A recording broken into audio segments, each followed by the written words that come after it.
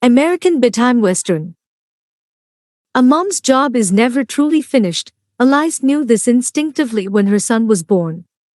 For at least the 100th time, she sat next to his bed in that chair mending his quilt. There was no way of knowing, the day she bought it at a flea market, that it would become her son's most valued possession. To call it a quilt stretched the definition, as it was nothing more than 1,000 pieces of oddly shaped swatches stitched together, layer after layer, until the whole of it was thick enough to hold in the warmth of a small boy's body as he drifted off to sleep. The person who pieced together this labor of love must have spent countless hours shaping the useless remnants into a usable blanket. Elise felt it was her duty to repair the inevitable rips as an homage to the unknown creator, and as a manifestation of her adoration for the little boy who cherished it. "I love how cool it feels when I first get into bed," her little man observed the first night he wrapped himself in the old quilt.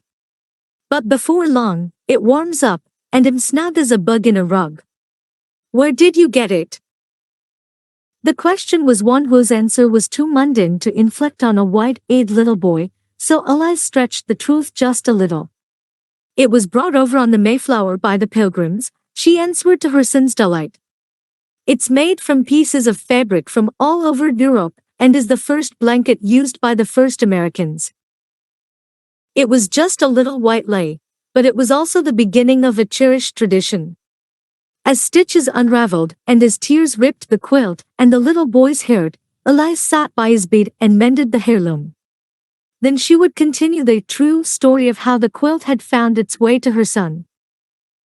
"During the Revolutionary War, your quilt was captured by General Cornwallis and used to keep his legs warm on the cold winter nights," Elise said, weaving a story as intricate as the blanket itself. "It wasn't until the surrender at Yorktown that it was returned." "Yorktown?" "Yes, Yorktown," she said smiling. "George Washington took it from Cornwallis and used it during his 8 years as president." "You mean my blanket has been to the White House?" "Of course it has," Elise answered with a wink. "But not because of George Washington, silly. John Adams was the first president to live in the White House." "Who then, Mom?" the little boy asked. "Who took my blanket to the White House?" "That's a story for later," Elise replied, kissing her son on his forehead. "Now you get some sleep, and I'll continue the story next time." Elise, unfortunately, had for too many opportunities to continue the blanket's tale as her son was given to debilitating headaches. At first, the doctors thought he was prone to systemic migraines, but the truth was much worse. Many nights, too many, the little boy would curl up in pain, his teeth clenched in a fox smile. The headaches were excruciating, only soothed by a cold washcloth, his mother's gentle voice, and the telling of the quilt's tale as he drifted off to sleep. There were also many a night where Elise would sit with her son as he slept, meticulously piecing back together the tears that threatened the blanket entirely, wishing there was a way she could also mend her son. The room would be completely quiet save for the sound of Elise's song. It was something she had done since she was his age. Inadvertently yet intentionally she would let the air slip through her lips, creating a tune just for him that would live for that moment, replaced the next time by one equally beautiful and equally unique. As it turns out, the first time the quilt made it to the White House was just after Abraham Lincoln was elected president, Elise said the next night, continuing the story from where they'd left off. The pain had become more frequent and more intense, requiring more chapters more often. The story's continuation, however, had the desired results, a distraction and a smile. "Abraham Lincoln, he used my quilt, too?" her son asked, too young to doubt his mother. "Of course he did," Elise responded, tickling her son just to hear him laugh. "It's a little-known fact, but Mount Rushmore was actually created to show all of the presidents who used your blanket." Elise always had a basin of cold water by her side whenever she sat with her son. Very early on she learned that the coolness of the cloth would help quiet the pain in his head. It was her greatest joy to moisten the cloth, keeping it cold throughout her story. The little boy's head still throbbed, but while his mom was telling the story, she would gently wipe his forehead with the cold cloth, and it was almost as if he forgot the pain for a time. If all went well, he would fall asleep listening to the tale of his blanket, as sleep was becoming his only relief from the pain.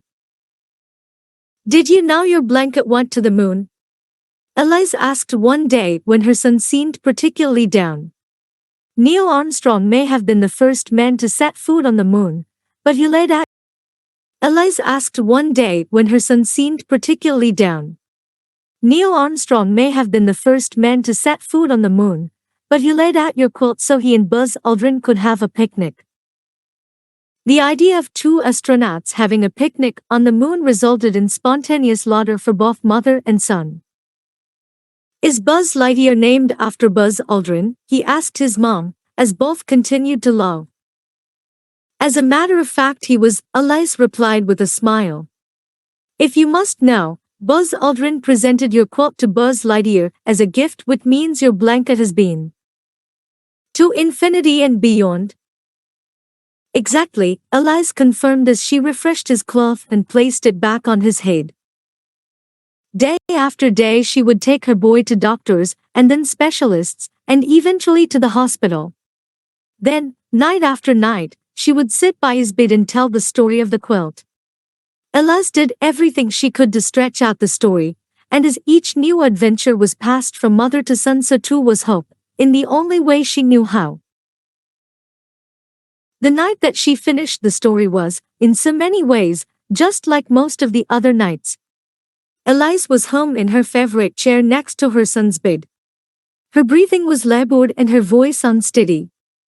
"And then I stopped by a flea market on my way home from the store, and there it was, your beautiful, wonderful blanket. I knew you must have it, so I scooped it up, paid the nice woman, and brought it home to you." Tears filled Elise's eyes as she sewed the last stitch on the old quilt. Holding it up, she remembered the first time her son covered himself with the blanket. "I love how cool it feels when I first get into bed. It's finally fixed. It's perfect." Elise said out loud, tears continuing to flow. "I love how cool it feels, too."